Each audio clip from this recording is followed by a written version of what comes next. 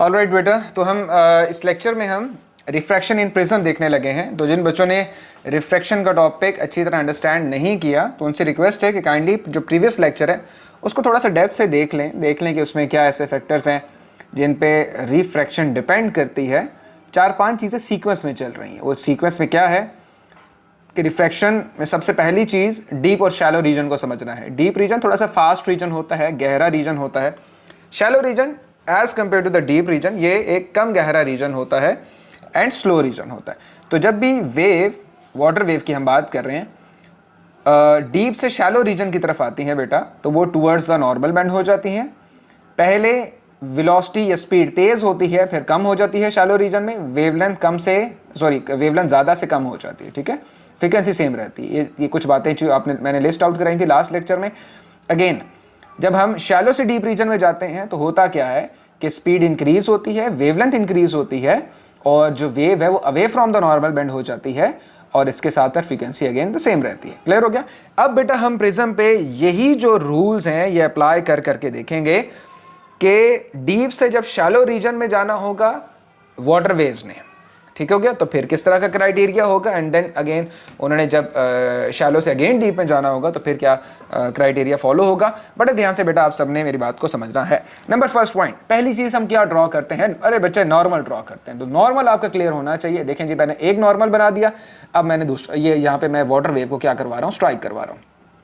सवाल ये पैदा होता है, सर आपको कैसे पता नॉर्मल आपने यही ड्रॉ करना? तो सिंपल सी बात है, पहले वाटर वेव्स का पता होगा ना कि इस पॉइंट पे स्ट्राइक करने लगी हैं, तो जिस पॉइंट पे एरो हेड पहले बन रहा होगा आपने सेकंड स्टेप में आपने नॉर्मल ड्रॉ कर देना। सो बेटा हमने नॉर्मल ड्रॉ कर दिया। अब जरा मेरे साथ साथ रिपीट करो। मैं रिपीट आपको क्या करवाना चाहता हूँ, मैं आपको बता रहा हूँ कि डीप से शैलो में जब भी जाएगा तो D to S लिख लो इसको। तो स्पीड क्या होगी? डिक्रीज होगी। इसके साथ क्या होगा? वेवलेंथ क्या होगी बेटा? डिक्रीज होगी। नंबर थर्ड पॉइंट क्या? Bend towards the normal, bend towards the normal. Is it clear कि नहीं क्लियर? फ्रीक्वेंसी सेम है तो फ्रीक्वेंसी को हमें मेंशन करने की वैसे भी ज़रूरत नहीं। तो ये सारी बातें जल्दी से लिख लें बेटा आप लोग। वीडियो को पॉज करके रिवाइंड करके देख लीजिएगा कि ये बातें आप लोगों को ज़रूर पता होनी चाहिए। सो बेटा ध्यान प्लीज़ इधर, अगर ये वेव कहाँ जाना चाहती, सीधा जाना चाहती, मतलब कोई मीडियम ना होता तो ये वेव ऐसे ही आती और ऐसे ही चली जाती। क्लियर कि नहीं क्लियर? लेकिन अब इसको बेटा टूवर्ड्स द नॉर्मल बेंड होना है, और टूवर्ड्स द नॉर्मल क्या है कि अपने एक्चुअल पाथ से थोड़ा सा नॉर्मल की तरफ बेंड हो जाएगी, तो इधर आ जाएगी। क्लियर कि नहीं clear? Away from the normal होता तो ऊपर चली जाती, टूवर्ड्स द नॉर्मल है तो नीचे आ जाएगी, ठीक है। तो प्लीज़ चेक करें जी बेटा, ये मैंने वेव फ्रंट्स बना दिए। दैट्स मीन इसकी स्पेसिंग आपको नज़र आ रही है ना कि अच्छी खासी ज़्यादा स्पेसिंग है, और यहाँ पे वेलोसिटी भी ज़्यादा है, क्यों? क्योंकि डीप रीजन है। नाउ लिसन प्लीज बेटा, अगेन वेव बेंड हो गई है टुवर्ड्स द नॉर्मल। क्यों बेंड हुई है? क्योंकि रिफ्रैक्शन हुई है, और रिफ्रैक्शन में डीप से शैलो में जब जाएंगे तो wave bending towards the normal हो जाएगा, ठीक है। नाउ अगेन वेव फ्रंट्स मैंने बना दिए। अच्छा मुझे बताइए, इन वेव फ्रंट्स और इन वेव फ्रंट्स में डिफरेंस क्या है? ये वेव फ्रंट जो है ये क्लोजली स्पेस है, उनमें वेव फ्रंट ज़्यादा थी, इनमें वेव फ्रंट्स के दरमियान स्पेसिंग कम है। क्यों? क्योंकि चूंकि वेलोसिटी क्या है, कम है बेटा। अगेन अब वो बाहर निकलेगी तो टुवर्ड्स द नॉर्मल या away from the normal? Away from the normal. क्यों बेटा? क्योंकि शैलो से किधर जा रहा है? डीप में जा रहा है। वेवलेंथ क्या हो जाएगी? इंक्रीज हो जाएगी। वेलोसिटी क्या हो जाएगी? इंक्रीज हो जाएगी। आई होप सो कि ये चीज़ें अब आपको रट गई होंगी। तो देख लें जी, वेव किधर चली गई? Away from the normal bend हो गई है, ठीक है। और वेव फ्रंट्स मैंने उधर बना दिए, ठीक है। तो अगर वेव सीधा जाना चाहती तो बेटा ऐसे जाती ना, प्लीज़ चेक करो, ऐसे चली जाती। अब वेव किधर चली गई वो चेक करें, अवे फ्रॉम द नॉर्मल गई है, ठीक है। ओके, अब स्पेसिंग चेक करो, इसकी स्पेसिंग और इसकी स्पेसिंग सेम होगी। देखें जी, इज इट क्लियर कि नहीं क्लियर? आई होप सो कि ये चीज़ आपको समझ में आ गई होगी। अब हम चलते हैं रिफ्रैक्शन इन प्रिज्म को पढ़ते हैं और देखते हैं कि इसमें हम क्या समझ सकते हैं। So refraction in prism, and we have to discuss that wave is basically going from the shallow region to the deep region, then again the shallow region. Okay, so at the first point you have to draw the normal at the point of intersection of the wave. So हमने wave का vector draw कर लिया बेटा। Now wave fronts अब draw करेंगे। Wave fronts हमने draw कर लिए। अब क्या हो रहा है? शैलो से डीप में जा रही है तो अवे फ्रॉम द नॉर्मल। अगर ये वेव सीधी जाना चाहती तो बेटा ये ऐसे जाती है, हमने इसको थोड़ा सा अवे कर दिया, नॉर्मल से अवे कर दिया। अच्छा अब इसमें आपका क्वेश्चन हो सकता है, सर हमें कैसे पता कि इतना बेंड करना है, इतना बेंड नहीं करना। तो बेटा फिलहाल ये आप अपनी मर्जी से इसको बेंड कर सकते हैं, लेकिन इंशाल्लाह जब हम लाइट के चैप्टर में यही रिफ्रैक्शन दोबारा पढ़ेंगे ना प्रिज्म में, तो फिर मैं आपको वहाँ पे समझाऊंगा कि एंगल किस तरह मैयर करना है। तो फिलहाल हम एंगल मैयर यहाँ नहीं करेंगे, इंशाल्लाह लाइट के चैप्टर में करेंगे, ठीक है जी बेटा। वेवलेंथ भी इंक्रीज हो गई, स्पीड भी इंक्रीज हो गई। अब क्या होगा, टूवर्ड्स द नॉर्मल, वेवलेंथ भी कम, स्पीड भी कम। इज इट क्लियर कि नहीं क्लियर जी। तो रिफ्रैक्शन किन किन फैक्टर्स पे बेटा डिपेंड करती है, अब आप ये इसको ऑब्जर्व कर लो। So frequency doesn't change in refraction, ये मैंने आपको बता दी। क्यों? क्योंकि फ्रीक्वेंसी सिर्फ और सिर्फ किस पे डिपेंड करती है बेटा जी, सोर्स पे डिपेंड करती है। सोर्स अगर चेंज नहीं कर रहा फ्रीक्वेंसी को, तो दैट्स मीन फ्रीक्वेंसी बाद में भी चेंज नहीं होगी। पर्टिकुलर हम इन टॉपिक्स की बात कर रहे हैं, ठीक है, ये रिफ्रैक्शन की बात कर रहे हैं हम, ठीक है। The next one is speed changes. तो हमने भी देखा स्पीड चेंज होती है, हमने देखा वेवलेंथ भी चेंज होती है, डायरेक्शन भी चेंज होती है। And the last point is amplitude increases when the wave moves from deep to shallow. ये पॉइंट बेटा बड़ा इंपॉर्टेंट है, मैंने पहले डिस्कस नहीं किया, इसकी मुझे अभी ज़रूरत थी तो मैंने अभी इसको सबसे लास्ट में रखा है। आपने तीन चीज़ों का रिलेशन चेक कर लिया। एम्पलीट्यूड क्या होता है, ये होता है, ऐसा ही है ना। तो एम्पलीट्यूड होता क्या है, इस पॉइंट से इस पॉइंट तक के डिस्टेंस को एम्पलीट्यूड कहते हैं।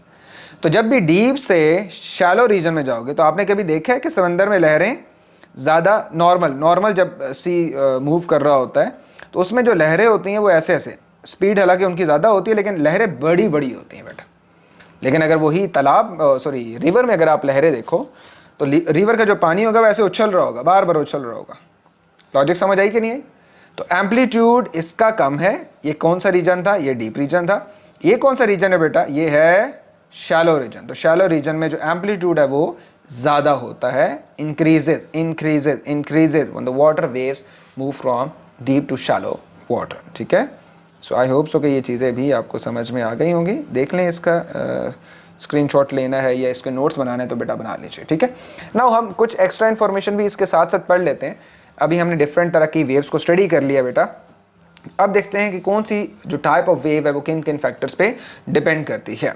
सो the number one is we are going to deal with the rope और the spring waves. Normal waves हम डेली लाइफ में यूज़ करते रहते हैं, रोप को भी यूज़ करते हैं, स्प्रिंग को भी यूज़ करते हैं। तो इनकी स्पीड किस फैक्टर पे डिपेंड करेगी? Factor on which speed of rope and spring waves depend. So the first factor is the tension. What is tension? Tension का मतलब क्या? टेंशन का मतलब ये होता है स्ट्रेस किसी भी रोप के ऊपर। क्या मतलब? एक स्ट्रिंग आपके सामने ऐसे ही पड़ी है, वो फोल्ड होके पड़ी है, आपने उसके दोनों एंड से पकड़ा, मेरे पास अब कोई स्ट्रिंग है नहीं इधर आसपास पड़ी हुई, तो आपने उसके दोनों एंड को पकड़ा और उसको खींचना शुरू कर दिया। तो जब उसको स्ट्रेस देते हो, उसको टेंशन उसमें प्रोड्यूस कर रहे हो, तो बेसिकली आप अगर इस टेंशन वाली वेव में, टेंशन वाली रोप में, टेंशन वाले स्प्रिंग में कोई वेव प्रोड्यूस करोगे तो उसकी स्पीड ज़्यादा होगी as compare to the spring और द रोप जिसकी टेंशन कम होगी। तो स्लिंकी स्प्रिंग होते हैं, लूज स्प्रिंग होते हैं, उनके अंदर स्पीड कम होती है वेव्स की, जबकि जो टेंशन वाले स्प्रिंग होते हैं, मतलब क्या कि थोड़े खिंचे हुए होते हैं दोनों एंड से, उनके अंदर स्पीड ज़्यादा होती है। सो फास्ट स्पीड हमें कहाँ देखने को मिलती है जी? रोप में हाई टेंशन, ये मैंने आपको बता दी, और लो स्पीड लो टेंशन वाले रीजन में हमें देखने को बेटा मिलेंगे। वाटर वेव्स क्या है जी? वाटर वेव्स कहाँ पे ज़्यादा इंक्रीज होगी? डेप्थ ऑफ वाटर पे डिपेंड करती है। जितना ज़्यादा डीप होगा, अभी मैंने सारा लेक्चर रिफ्लेक्शन का उसी पे गया है, फास्ट स्पीड होगी, स्लो शैलो होगा तो स्लो स्पीड हो जाएगी। Light wave density of medium पे डिपेंड करती है। लेस डेंस मीडियम होगा, स्पीड तेज होगी। मोर डेंस मीडियम होगा, स्पीड कम होगी। ठीक हो गया? ये चीज़ आपको शायद समझ आए या शायद ना आए। अगर आ गई तो वेल एंड गुड, नहीं आई तो फिर इंशाल्लाह हम बाद में डिस्कस कर लेंगे लाइट के चैप्टर में, बड़े डिटेल से हम उसमें वहाँ पे एक्सप्लेन करेंगे। मतलब ये बेटा कि लाइट जब एयर से गुजरेगी ना, या वैक्यूम से गुजरेगी, तो उसकी स्पीड तेज़ होगी। जैसे ही आगे समंदर आ गया, पूरा का पूरा वाटर का टैंक आ गया जिसमें वाटर है, अब लाइट ने एंटर होना है पानी में, तो वो चूंकि मोर डेंस मीडियम है, वाटर की डेंसिटी हाई है ना एज कम्पेयर टू एयर, तो वहाँ पे क्या होगा कि लाइट की जो स्पीड है वो कम हो जाएगी। ठीक है, ये इतनी बात समझ में आ गई तो वेल एंड गुड, नहीं समझ आई तो इंशाल्लाह फिर कभी डिस्कस कर लेंगे। साउंड टेम्परेचर पे डिपेंड करता है। फास्ट स्पीड होगी तो स्पीड ज़्यादा हो जाएगी, हाई टेम्परेचर पे फास्ट स्पीड होगी, लो टेम्परेचर पे स्लो स्पीड होगी। ठीक हो गया?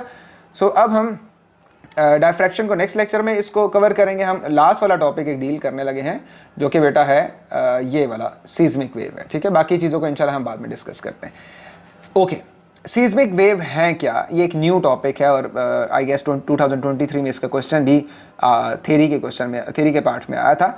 So what is the seismic wave, इसमें हम थोड़ा सा अर्थक्वेक को थोड़ा सा डिस्कस करेंगे बेटा. Seismic wave are created by the abrupt movement of elements within the earth such as the fault slips during the earthquake.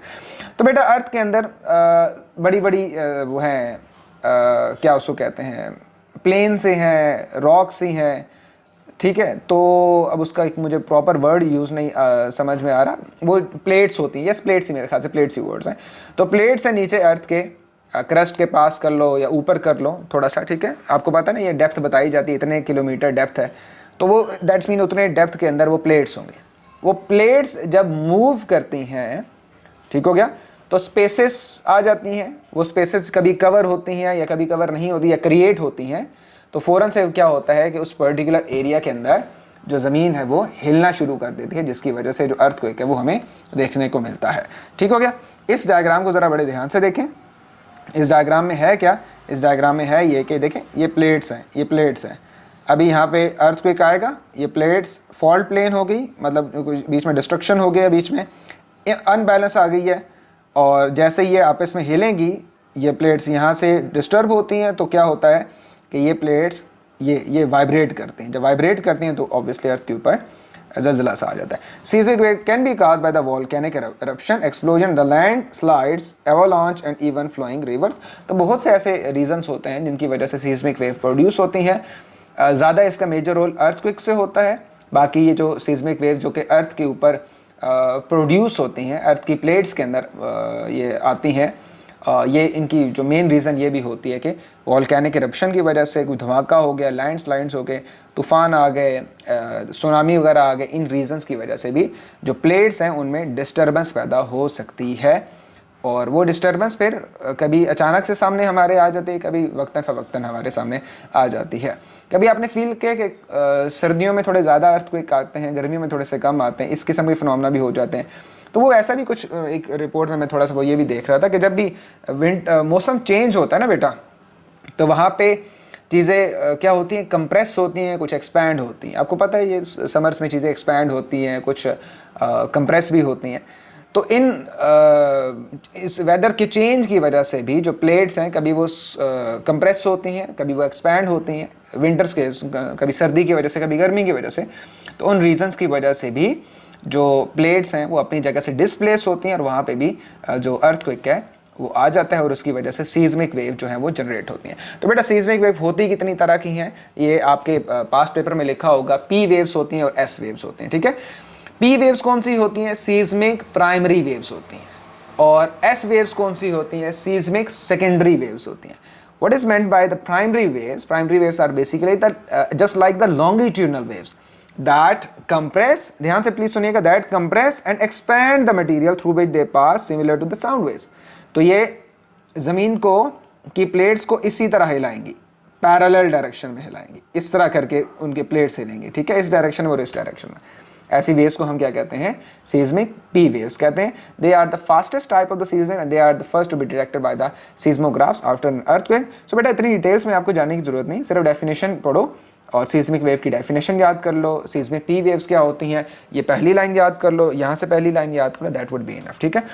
Next हम चलते हैं सीस्मिक एस वेव की तरफ.